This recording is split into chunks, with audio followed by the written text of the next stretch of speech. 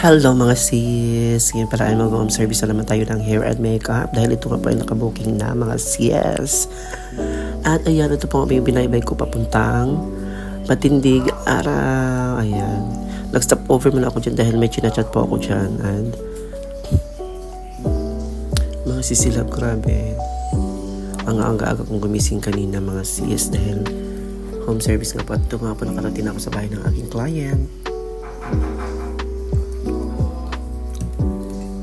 Ang ganda lang po sa nila mga sis. Ayan. Ito si Ma'am Shi. Ito yung before niya. And gusto niya yung simpleng makeup lang po daw talaga. Yung parang pang-glam lang. Dahil may event po siyang pupuntahan mga sis.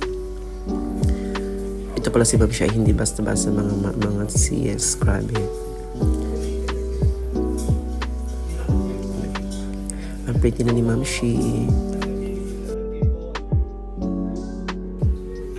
Ayan, finish na po yung hair and makeup namin. So, maya-maya lamang ay magbibisa si Ma'am Shi.